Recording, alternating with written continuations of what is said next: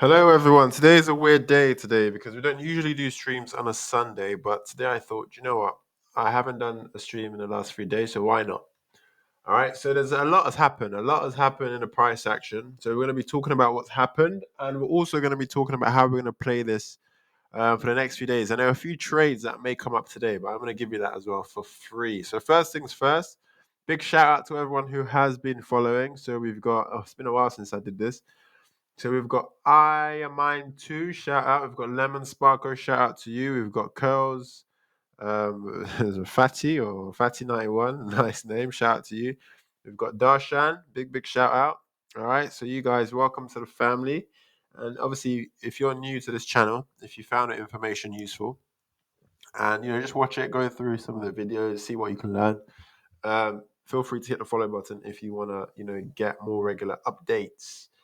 So, let's see. We put some setups a few days ago. So let's see how they did.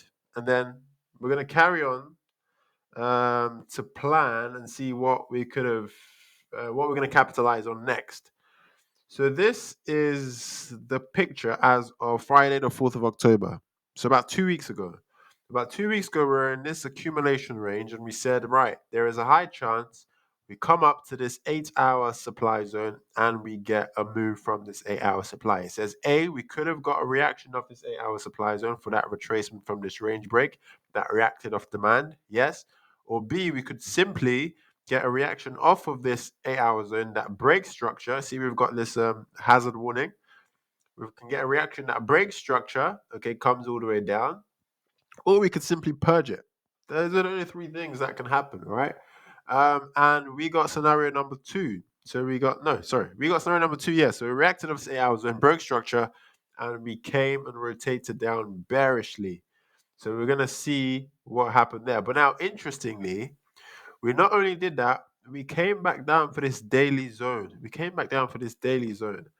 I believe. All right, we'll double check that. Might not be the case, actually. Let's take a look quickly. No, it wasn't that zone. But look. Oh, wait. Ah, okay, cool. So what happened is we came up to this 8-hour zone, we reacted off of it, we broke structure bearishly, all right? And then if we carry on to fast forward to see what's happened today, yep, I like this. Trading View has really done well. I like this. So now we've come all the way down. Guess what we've come back down for? We've come back down for that daily zone that we talked about. Remember that daily zone? That daily zone was a very daily zone that was put together a very, very, very, very long time ago. I'm not going to go back to find exactly when we put that daily order block in, but we came back. We came back for it. So congratulations if you got into that trade. It was aggressive, yes. As we came back down, look, we're creating lower lows, lower high, lower low, lower high, lower low. That was a very aggressive move down. So a lot of you looking at the charts at the time might have thought, oof, this is too aggressive. This is looking like a type A. Am I going to get into a trade here, or am I just going to wait? Am I going to wait and look at the price action and look at this opportunity go? All right. This was a very aggressive move down, very clear break of structure from this low. All right. So I don't blame you. I don't blame you if you didn't enter this long.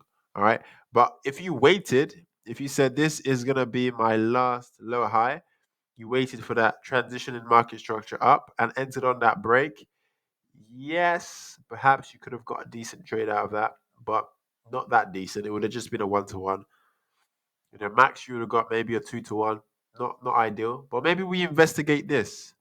Maybe on a lower time frame, we investigate this to see if we had any other opportunities there. We're going to have a look at that in a second. But if you did enter that trade, let's say you said, you know what, I don't care about the confirmations. I'm just going to enter off of that wick, off of that level, and let whatever will be will be. If you did that, well done. Yeah, you'd have been in decent profit, very good profit now. Actually, very good profit if you did that. I wouldn't recommend it, but if you did that, well done. All right. What we are doing now is we're ranging here, aren't we? We're ranging here. But let's take a look at the chart to what it is. And we're going to blitz through the price action so far. But today I'm going to teach something interesting. I'm going to teach you guys all about sandwiches. We love a good sandwich. We're going to talk about sandwiches. So supply and demand loves to create sandwiches. You're thinking, sandwich? What has sandwich got to do with trading? What is this guy talking about? What is he going on about? So if you think about sandwich, what do you normally get in a sandwich? I love a good ham and cheese sandwich, man. So if you think about sandwich, what do you have? Let's see if my sketching is on par today. All right, so here's sandwich. You've got your loaf of bread. All right, look at that. Got a nice, juicy loaf of bread. Don't do that. TradingView keeps doing this to me. It keeps deleting my work. All right, let's start again. So if we have a sandwich, we have a nice little juicy bread, nice little Abuja bread. All right, a nice little hovis. You know about the hovis. All right, so we've got that. That's your juicy bit of bread, yeah. And then usually, what do we have in the middle? In the middle, what I like to do is I like to put a nice layer of cheese. Oh, not blue cheese. We're gonna go with some nice cheese and make it yellow. Ooh, put some nice cheese in there. Yeah, that's how I make my sandwich. We put some nice cheese in there. Yeah. And then what do I put next? Next, I put in some ham. Put in some ham in. Oh no, no, no, no, no. All right. Next, we put in some ham in there. All right. But what I'll do is I'll draw it like this. I do so. Then we do another layer, right? This nice little ham and cheese sandwich. So in here we've got our ham. This is our ham now. All right, let's make that nice and hammy. All right, that's our ham. And I'll usually put another layer of cheese. All right. Oh, go away. All right, usually I'll put another layer of cheese. So another layer of cheese up here. All right. They make it nice and cheesy. All right, where is that? Where is that? Yeah, put another layer of cheese. And then, this is the main event. And then I put my finishing touch, which is, no, it's just done it again. Oh, yeah, I got it back. Yeah, I put my nice bread. Okay. That will be my ham and cheese sandwich. Why am I talking to you about ham and cheese sandwich? All right, in the price action at the moment, we've got lots of sandwiches. We've got lots of supply and demand sandwiches. And what does that mean?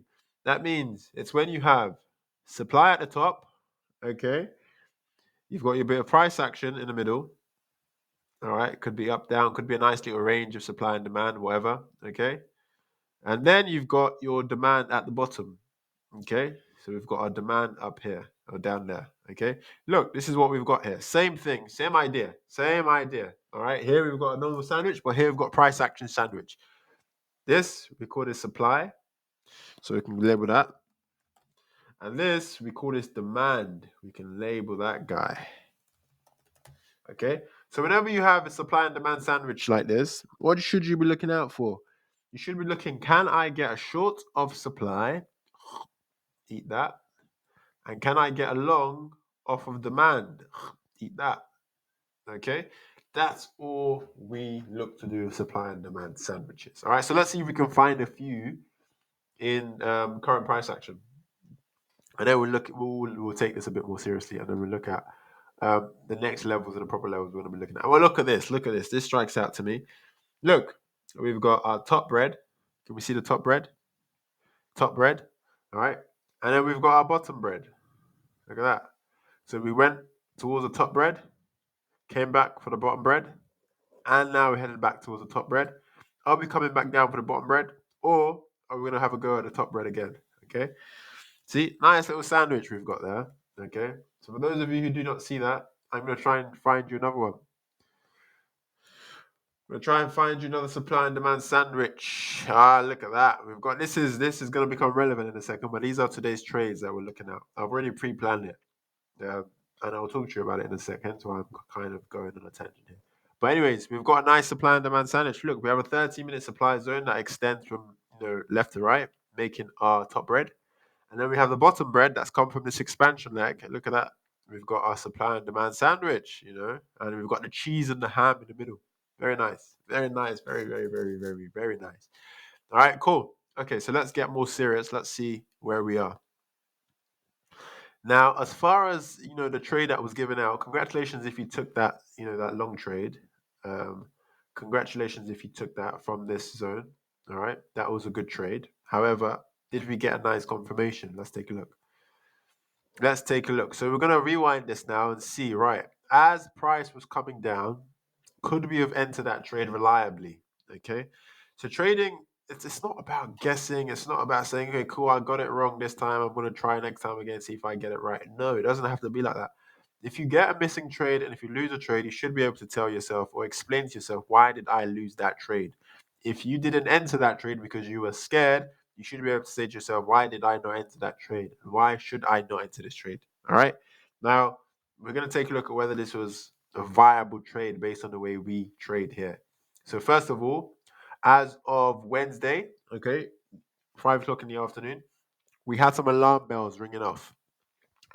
We did consider this as a range. Yes, we did. We considered this as a range, and we said, cool, we could be looking to treat this as an accumulation for that move up. But accumulation can very quickly turn into a redistribution. And what that means is we could simply, instead of going up, okay, we could simply go down. As we can see, we came down. We did not go up. So we had a a distribution instead. All right. Now with this distribution, we did have a nice little trend line or curve liquidity forming. As we can see here, we've got this curvature effect as we're coming down. Nice little curvature effect, which we're going to talk about in a second. Now, why was there any alarm bells that told us this could potentially take place? Yes, we had a few. First one we had was that, yes, we had tap number one, tap number two, tap number three. Nice classic Wyckoff model one. What do we expect? We expect it to at least come up to this range high. Did it? No, it did not. Supply it started to fart around here, all right, telling us, hey, watch out, watch out. Not only did it start to fart around, it gave us this symmetrical triangle. You can see this symmetrical triangle building up all this liquidity at the bottom, which eventually got run. Okay, giving us tap number four. Now, as soon as we start to get tap number four, tap number four is not good. Tap number four tells us we are more likely to come down than we are to come up. And what some of you may have also realized is that we've got another nice little 3-tap model here. So if we zoom into maybe the 1 minute, I'll show you that quickly. All right, we don't have time for that. But if you were playing this on a 1 minute, look, you had tap number one, you had you kind of had another 4-tap model here, didn't you? Let's see. Yeah, kind of. Look, you had tap number one, tap number two, tap number three. Yes, this did come a bit higher. So yes, you could have longed that up there for nice little maybe 3 to 4x. But then you came back down for tap number four. And it's kind of weird that now you broke structure and then you came back down again. Okay, so a bit strange. Here we just had a 2-tap model. So tap number one, tap number two, and then we flush down. Okay, which is fine. But anyways, let's go back to the main point of this. The main point is that from this 8-hour short that we should have already been in, okay, so congrats if you took that one. From that 8-hour short, we came back down for what? We came back down from the daily. Why did we react here is the question you should be asking yourself. Why did this happen? Why did this get that wick there? The reason we got that wick there is that, yes, on the 4-hour, we broke market structure bearishly. Yes, correct, right? Because on the 4-hour, if we look at the market structure, it simply looks like this. High, low, high, low, high, low, high, low, high, lower, low, because we flipped market structure now. Okay, so that's what we look like on a 4-hour. So on a 4-hour, you're thinking, oh, we've just broken structure on a 4-hour. We're bearish on a 4-hour. All right, we're headed down lower. However, what does a daily look like? This is why you have to consider all time frames, multiple time frames. On a daily, we can see, this is clear now. We're in this nice little range that we've been in from, March 2024. Crazy range. We've had this, trend line of liquidity. All right, we were creating tops, rebounding of these tops. Now, not only that, from this range low, from this range low, this blue line, what have we done? Market structure simply looks like this. It looks like this: higher high, higher low, higher high. Guess what's next? Well, it's a higher low at demand for potentially a continuation up. So that's exactly why we came back down there. We came back down just to grab that energy, grab that juice, grab that demand before we can go further up. Okay, so you have to always look at your multiple, your higher time frame analysis, and that's simply what's happened there.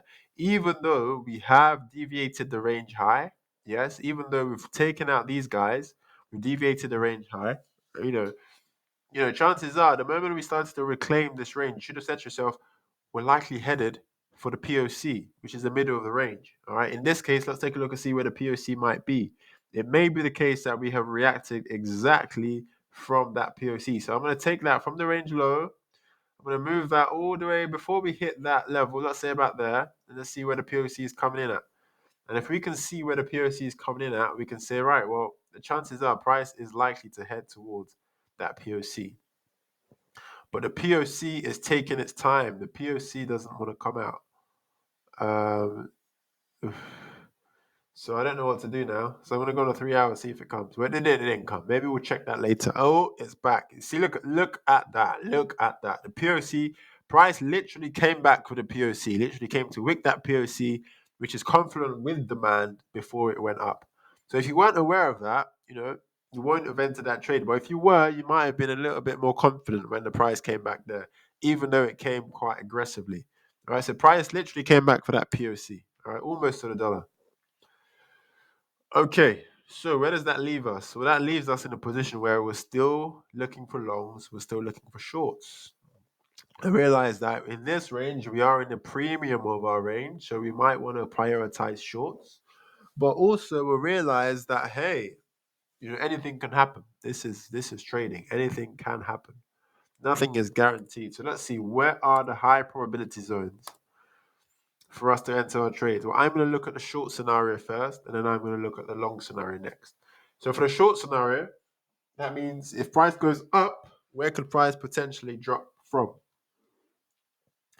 So area number one, where is price currently? Well, if I'm looking for a trade today, if I said today is the day I want to enter a trade, well, in that case, I'm going to be looking at this as a range. As we can see here, we've got our range sandwich. Get rid of the replay. I'm going to be looking at this as a range. See, I've preset this for you guys, so you can just follow this, and it's nice and smooth. I'm going to be looking for this as a range, and I'm going to be saying, well, I've set my range high. I've come back to the range low. Price has pierced, it's kind of wicked that range high. It's given us high, high, high, low, high, high, high, low, high, high. It's broken structure bearishly. It's given us a retracement, and it's given us another expansion leg down. That's fine. Okay, but if I'm looking to long this, I want to see, can I get a long from the range low? All right. Can I get a long from the range low? And can I get a short from the range high? We're looking at shorts first. So first, we're going to look to get that short from the range high. Look at that. This range high is also coming in quite nicely with our supply zone, 30-minute supply zone up there. So why not come up to this, maybe wick that supply zone, and then get that flipping market structure, which is our confirmation, of course, before we come back down. So that's the short that we're looking out for. That's short. That could happen today, probably later in the day if it happens today. If that happens, I think maybe early tomorrow morning, if that's a play. Now, if we're looking to long this, I'm just going to tell you the long scenario anyways. Look how price comes. If we get a flipping market structure at this range low, at demand, why not? I'm going to be into that. The short will be about 21x. The long will be about 11x. So I like this range. This is a nice range. This is a nice range. This is a nice range. All right. So that's what I'm looking out for. Now, what if price purges this range? What if it purges this range? If it does, I'm simply going to say, well, price is likely to purge it and then retest, so I can look for that continuation short. If it's looking to purge up, in that case, this will be a flag, a bull flag. Price is looking to purge up. I'm going to wait for the retracement and then ride that wave up. Very, very simple. Price is limited in what it can do. Price, if you understand price action, you realize price is actually quite limited in what it can do. So you can predict it with high consistency, actually, if you look for your confirmations. All right, so that's that. That's that little sandwich there. It's that ham sandwich. That's how I'm playing that today. That's if I want to get into a trade today. Chances are I will not be trading today because it's Sunday. I like to chill on Sundays. All right. All right, so now let's take a look at what else we're looking out for. If we don't care about today, we're looking for the global side of things. Well, we realize that hey, we've just made another range now. We've got our range in this grey little this region, where this is our new range low and this is our range high.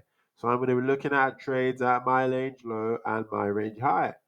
Okay, but I'm going to be aware that I can get a reaction before getting at the range high. So I could get a reaction from this 15-minute supply zone over there.